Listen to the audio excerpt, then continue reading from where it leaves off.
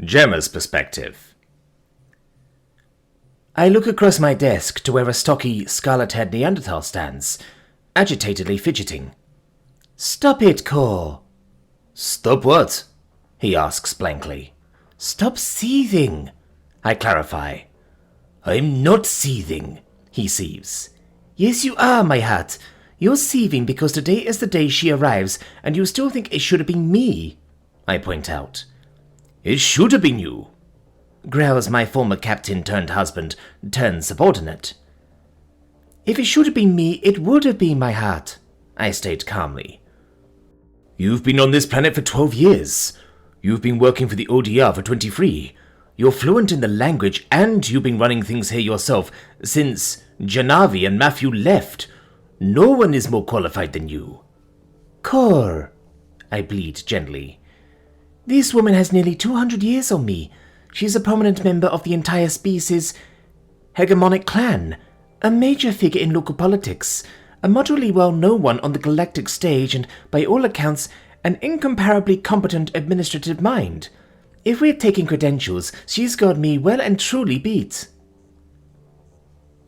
A major figure in politics who has consistently aligned herself against us and with our enemies. I don't know what kind of political shenanigans took place for her to have been offered this job, but I do know I don't like it. Snarls the love of my life. I stand up and round the desk between us, my cork-wedged sandals doubling our height difference. I look down into the Frenchman's gorgeous green eyes as I place my right hand on his left shoulder and over my left at the level of his chest to say, "My heart, the war is over. We have no enemies anymore. Opponents? Sure. It would have been an utter betrayal of all we fought to prove to forbid any from contradiction or opposition to us in our victory. Our enemies, however, are gone. They disappeared the moment the peace was signed.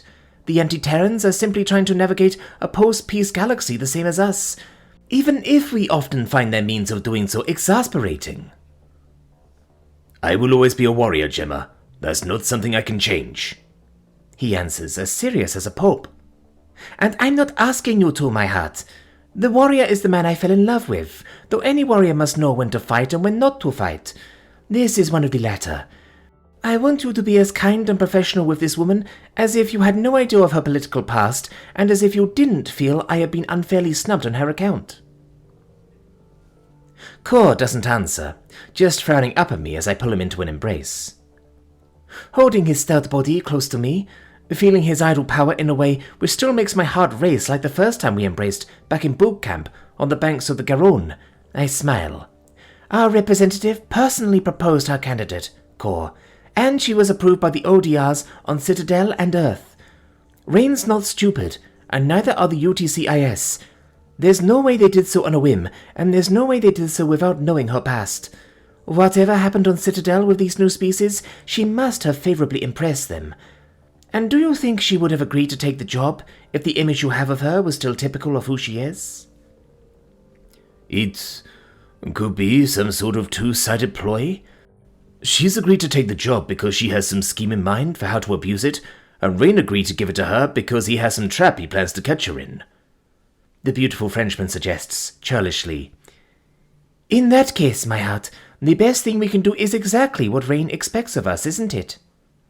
I smile, resting my flat forehead on top of his sloped one.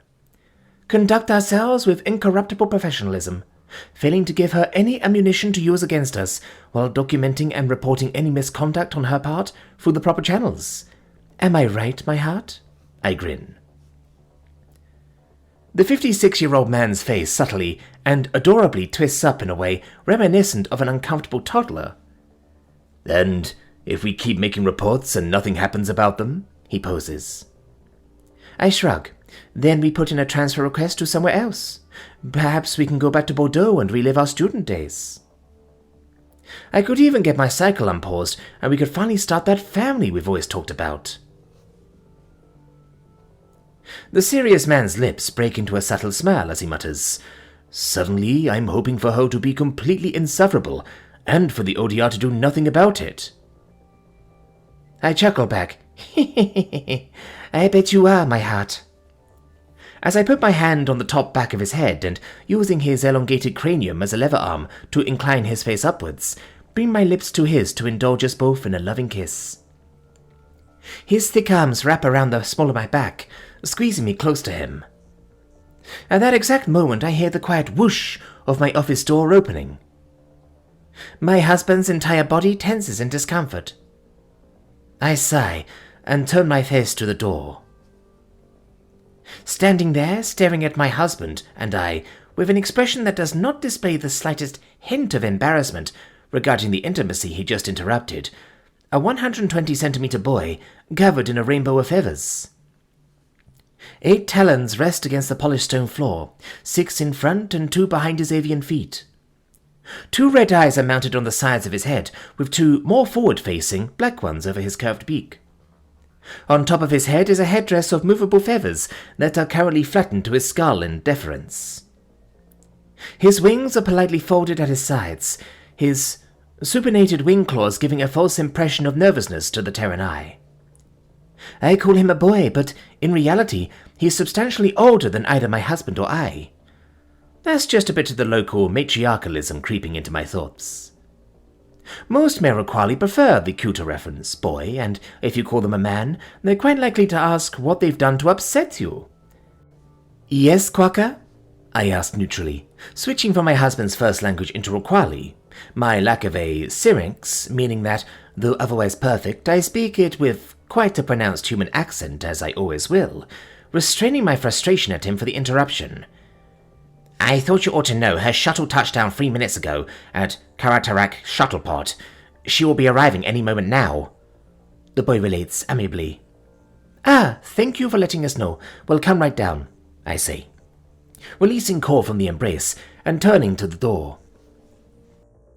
Karka wheels around, and just as I emerge onto the railless walkway on the inside of the stepped, horseshoe-shaped building, pointed toward the gigantic spire of rock in the middle of the city, launches himself from the side and glides down the lower level walkways beneath us. Always a little jealous when they do that, I quip to my husband, switching back to French. I'm not, frowns the acrophobe, seriously, eliciting a giggle from me. I walk right towards the nearest lift. I press the button and it arrives quickly enough that I can tell it was only 2 or 3 floors down from us. We step inside, the inertial dampening meaning we feel nothing at all as we descend 51 stories and more than 300 meters to ground level in a matter of 15 seconds. Of course, emerging into the bowels of the building means we still have a long horizontal walk to the middle of the horseshoe where Roquali etiquette dictates we should be to greet her. It takes another 15 minutes, during which time I call up a mobile perch and send it to the meeting point for her to ride, while we give her the tour. She has neither of our stamina, and offering her a shoulder to ride could easily be construed as an insult. We finally come back out into the bright sunlight, with the sloped ODR buildings surrounding us on all sides. Walking forward to where Korka stands beside the mobile perch, which of course beat us there, I take position on the furthest right from my perspective, my husband standing between me and the Roquali boy. We wait for another few minutes before, emerging from the direction of Karatraktak, comes a small ground-borne band. I am immediately able to pick out the unmistakable shapes of Victor Carlos Taylor and Emiko Smiles Miyazaki, as well as a woman of that isolationist species from the eyeball world sitting a stone's throw from Nova Phenoscandia.